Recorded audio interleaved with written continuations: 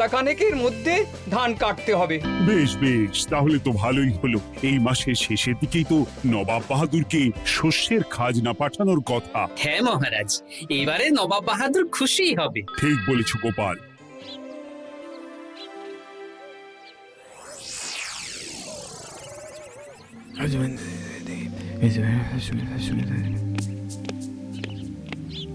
প্রণাম খাম্বাজরাজ। ওই তো কৃষ্ণনগরের মন্ত্রী চলে এসেছে।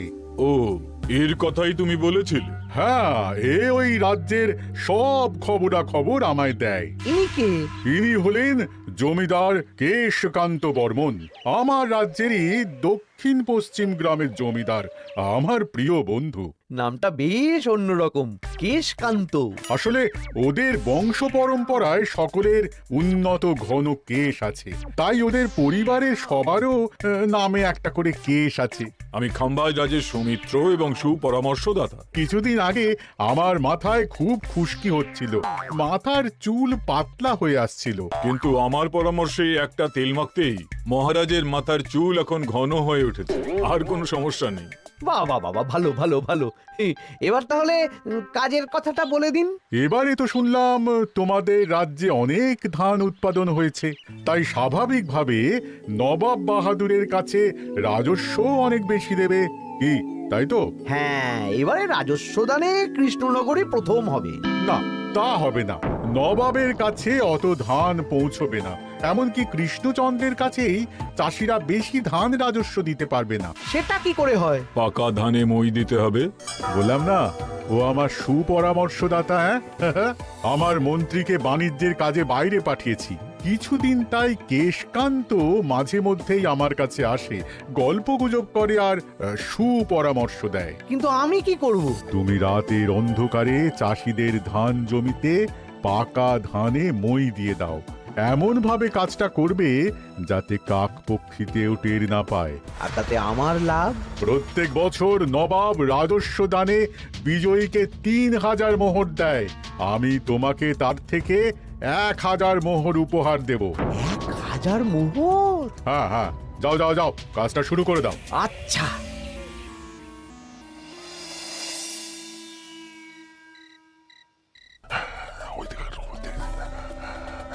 তাহলে আর দেরি কেন, মন্ত্রী মশাই কথা মতো কাজ শুরু কর। হ্যাঁ চল।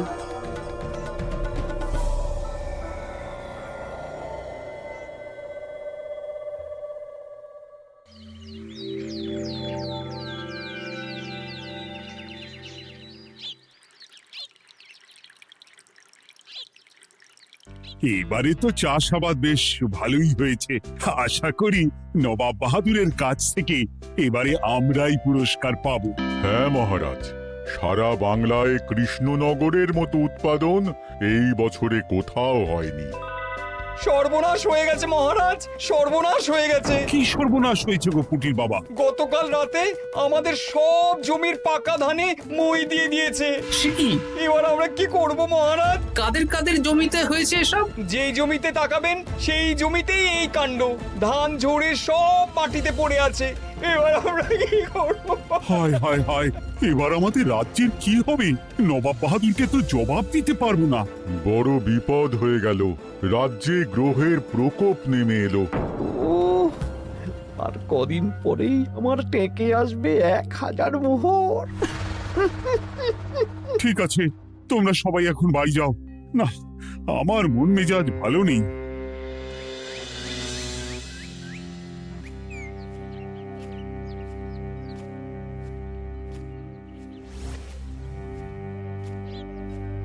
ওগো, তুমি শুনেছো কি হয়েছে? পুঁটির মা হাউ হাউ করে কাঁদছিল গো। হ্যাঁ গিন্নি, পুঁটির বাবা কয়েকজন চাষি ভাইদের নিয়ে রাজসভায় এসেছিল।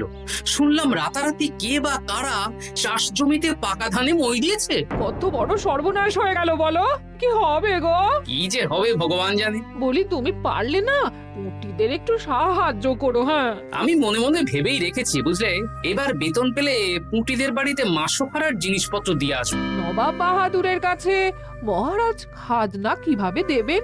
সেটাই তো বুঝতে পারছি না। আপনি এত চিন্তা করবেন না, রাজবাড়ির ভাড়ার থেকে আপাতত কিছু বস্তা ধান পাঠানোর ব্যবস্থা করুন, তারপর নবাব বাহাদুরের কাছে গিয়ে বলবেন, আস্তে আস্তে সব দিয়ে দেবেন মহারাজ। তাই করতে হবে, তাছাড়া তো আর অন্য কোনো উপায় দেখতে পাচ্ছি না। কিন্তু এবারে আর আমাদের মান রক্ষা হবে না। দেখি 2-1 দিনের মধ্যেই যতটা সম্ভব ভাড়া থেকে ধান পাঠানোর ব্যবস্থা করব।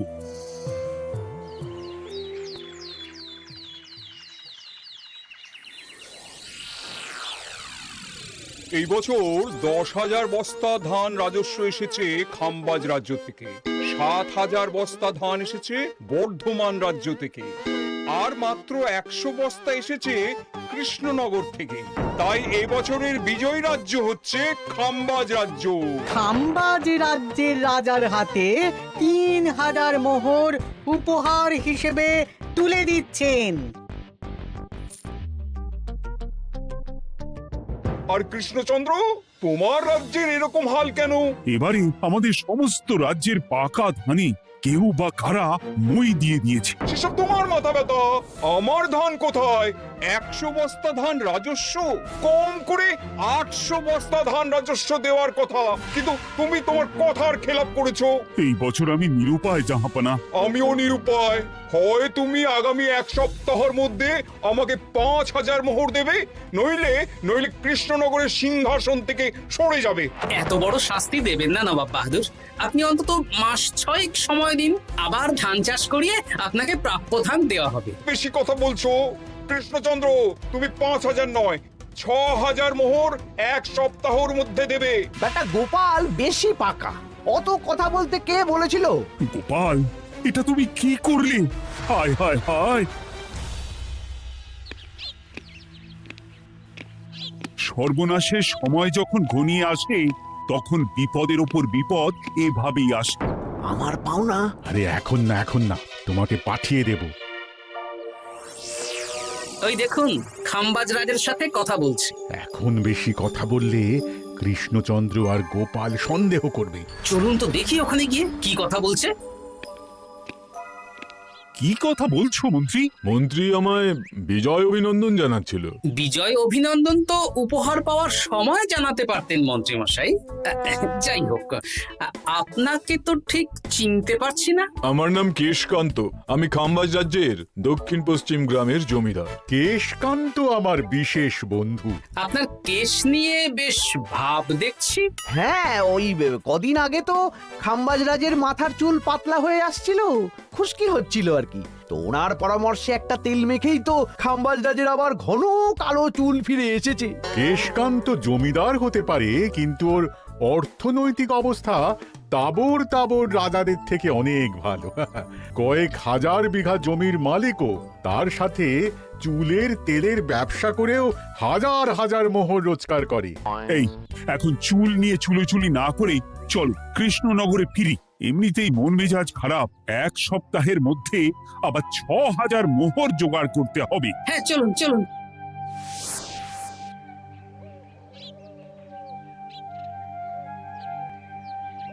আচ্ছা মন্ত্রীমশাই, আপনি এই কেশকান্ত জমিদারের ব্যাপারে এত কিছু জানলেন কি করে? ওনার সাথে তো আমাদের আজই প্রথম দেখা। হাওয়ায় কত খবরই ভেসে আসে, সেরকম আমার কানেও এসেছিল। সব বাদ দাও। গোপাল, মন্ত্রী, দুজনেই ভাবনা চিন্তা করো কিভাবে 6,000 মোহর জোগাড় হবে। পাকা ধানে মই পড়লো, এখন আবার এত বড় বোঝা। আমার কাছেও মহারাজ বেশি অর্থ নেই, সব মিলিয়ে মিশিয়ে ওই 150 থেকে 200 মোহর মতো আছে বাড়িতে।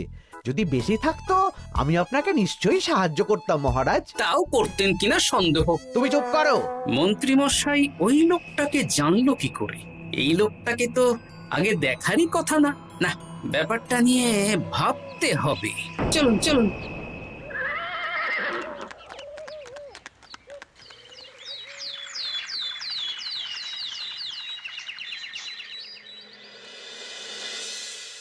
বুঝলে গিন্নি, 1 সপ্তাহের মধ্যে মহারাজকে 6,000 মোহর জোগাড় করতেই হবে, নইলে সিংহাসন ছাড়তে হবে। এখন কিন্তু আমাদের উচিত মহারাজের পাশে দাঁড়ানো। কিছু ভেবেছো কি? আপাতত আমার বিয়েতে পাওয়া আংটি বন্ধক রাখবো, আর তুমি যদি... হ্যাঁ, আমার যে দুটো গয়নাগাটি আছে ওগুলো বন্ধক রাখো, পরে আস্তে আস্তে ছাড়িয়ে নেবো খন। দেখি বাকি সভাসদদেরকেও বলবো, যে যতটা পারে। তারপর ভগবানই ভরসা।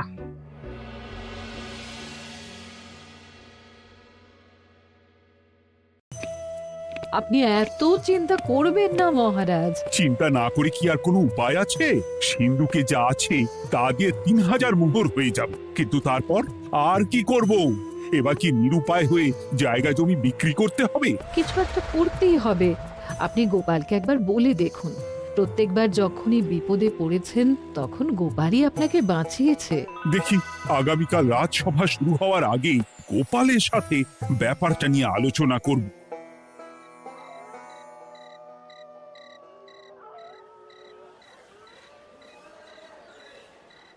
এই যে শ্যাকরা, কি করছো?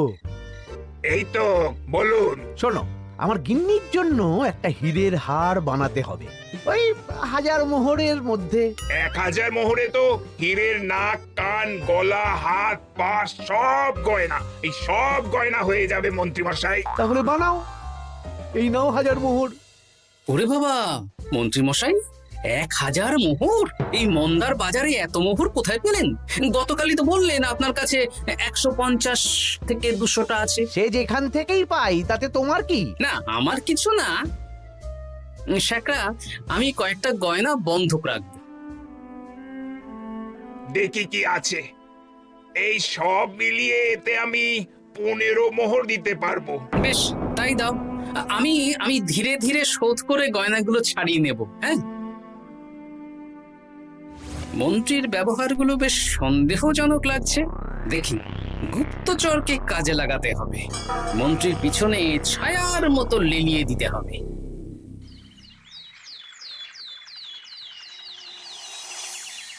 মহারাজ, আমি চেষ্টা করছি আপনার এই মোহর কিভাবে জোগাড় করা যায়।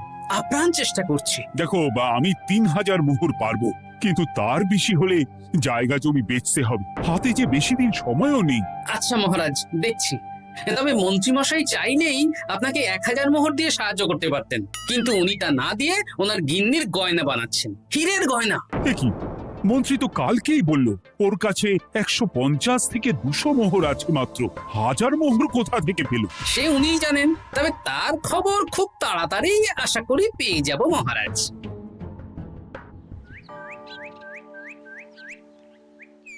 কাজটা একদম ঠিক করলেন না মন্ত্রী মশাই।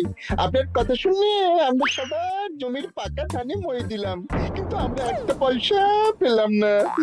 আপনি যে এই কাজ করার জন্য খাম্বাজ রাজার কাছ থেকে ওই 1000 মোহর উপহার পেলেন, সেটা দিয়ে গিন্নির গয়না বানাতে দিলেন, কিন্তু আমাদের বেলায় লবডঙ্কা। এ তোদেরকেও দেবো, একটু সবুর কর, আগে গিন্নির মাথাটা ঠান্ডা করি। না না, আমাদের এক্ষুনি চাই। আরে এক্ষুনি কি করে দেবো, আমার হাত খালি। আচ্ছা আচ্ছা, ঠিক আছে, এই নে 2 মোহর ধর, 2 ভাই ভাগ করে নে, পরে আরো দেবো। এটা কিন্তু ঠিক না। এসব আলোচনা খোলামেলা জায়গায় করা উচিত না। উফ, পরে তোদের সাথে কথা বলবো, এখন যেতে দে, বাজার করব, তারপর আবার রাজসভা আছে।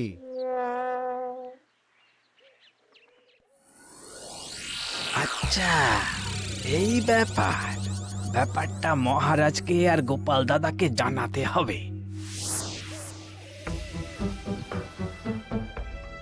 গোপাল দাদা, মহারাজ আসল খবর পেয়ে গেছি। কি খবর? আমি একটু আগে শুনলাম। কাজটা একদম ঠিক করলেন না মন্ত্রী মশাই। আপনার কথা শুনে আমরা সবার জমির পাকা ধানে মই দিলাম, কিন্তু আমরা একটা পয়সা পেলাম না। আরে তোদেরকেও দেবো, একটু সবুর কর। মন্ত্রী, আমি না তোমাকে মেরেই ফেলবো। মহারাজ, মন্ত্রী মশাই এখানে গৌণ। উনি অর্থের লোভে এসব করেছেন, আর ওনাকে দিয়ে করিয়েছেন খাম্বাজ রাজ। হ্যাঁ, যাতে এবারে বিজয়ী হতে পারেন। তাই আপনি এই খবর 5 কান করবেন না মহারাজ। আমি খাম্বাজ রাজ আর ওই কেশকান্তর কাছ থেকে ক্ষতিপূরণ ঠিক আদায় করে আনব। কিন্তু কিভাবে? শুনুন তাহলে।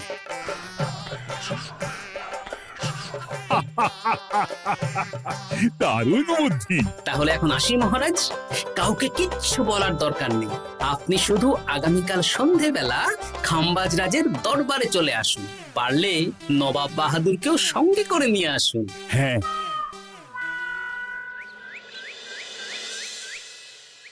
প্রণাম খাম্বাজ রাজ। কে আপনি? আমি হতাশ রঞ্জন, পশ্চিমে থাকি। কি চাই বলুন? কিছু চাই না, তবে একটা কথা শুনলাম তাই বলতে এলাম। কি কথা? আমি শুনলাম মহারাজ আপনার মাথার চুলগুলো সব নকল। আমার এত সুন্দর চুল সব নকল? ফাজলামো হচ্ছে। আমি যদি প্রমাণ করে দিই আপনার চুল নকল, তাহলে কি? তাহলে আপনি আমাকে 100 মোহর দেবেন, আর প্রমাণ না করতে পারলে আমি আপনাকে 100 মোহর দেব। বেশ, দেখো, এক্ষুনি দেখো, আমারই তো 100 মোহর লাভ হবে। এখন না, এখন না, আজ সন্ধে বেলায়। বেশ বেশ, তখনই এসো। এবারে জমিদার কেশকান্তর বাড়ি যেতে হবে।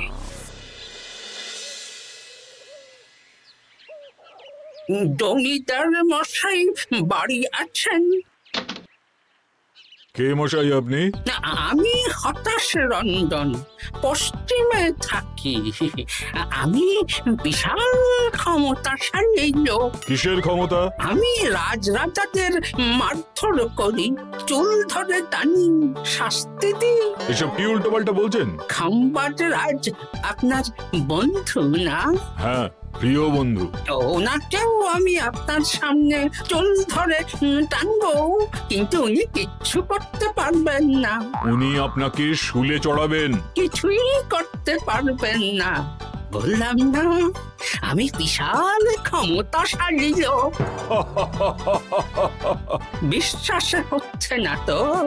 তাহলে বাজি ধরুন, 10,000 মোহরের বাজি। 10,000 মোহরের বাজি? হ্যাঁ, আজ আমি খাম্বাজ রাজের রাজবাড়ি যাব, আর আমার শক্তি প্রদর্শন করব।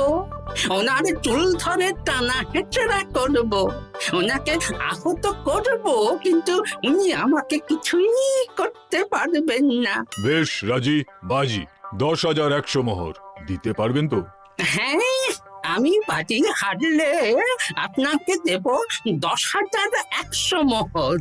দরকার হলে ওই কাগজে কলমে লিখিত পরিত করে নিন।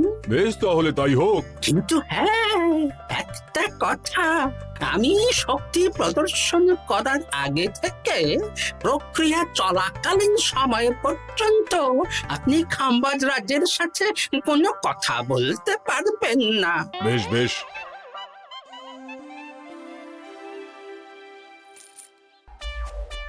তাহলে শুরু করি। শুরু করো।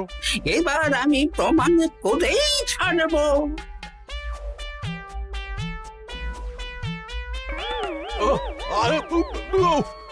লাগছে লাগছে, বাবারে, লাগছে এই সেরেছে। লাগছে, এ তো সত্যি সত্যি চুল ধরে টানছে। লাগছে লাগছে, বাবারে, বাবা। ওরে বাবা রে বাবা, কি শক্ত! এ কি, খাম্বাজরাজ কিছুই তো বলছেন না? তাহলে কি আমি হেরে গেলাম?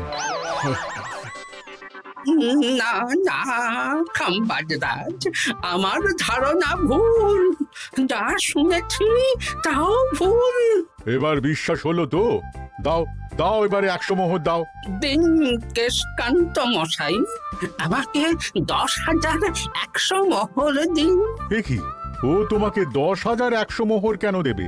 ওনার সাথেও তো বাজি ধরেছিলাম। কি বাজি? আপনার এখান থেকে বেরিয়ে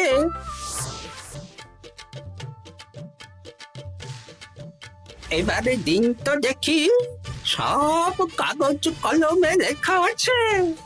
এই নাও। হায় হায় হায় হায়। সাবাস গোপাল, সাবাস, তুমি আমার মুখ রক্ষা করেছো। গোপাল, কৃষ্ণচন্দ্র, নবাব বাহাদুর, আপনারা? হ্যাঁ, আমি গোপাল। এটা ছাড়া আর কোনো উপায় ছিল না খাম্বাজরাজ। আপনি আমাদের মন্ত্রীর মাথা খেয়ে যে জঘন্য কাজটা করিয়েছেন, সেটা তো আর প্রমাণ করতে পারতাম না। তাই ছলে বলে কৌশলে আপনার প্রিয় বন্ধুর কাছ থেকে আদায় করে নিলাম। হ্যাঁ নয়, হ্যাঁ।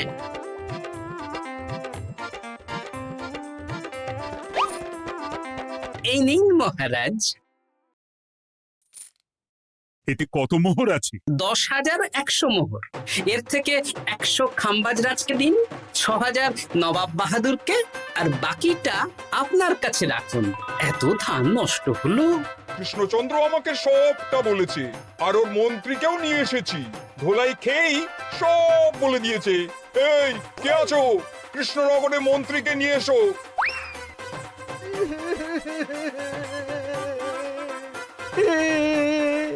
মার খেয়ে আমি সব বলে দিয়েছি খাম্বাজ রাজ। উদ্ধার করে তো জাহাপানা, আমাকে ক্ষমা করে দিন। এর কোনো ক্ষমা নেই। তোমাকে আমি কারাগারে বন্দি করব। হায় হায়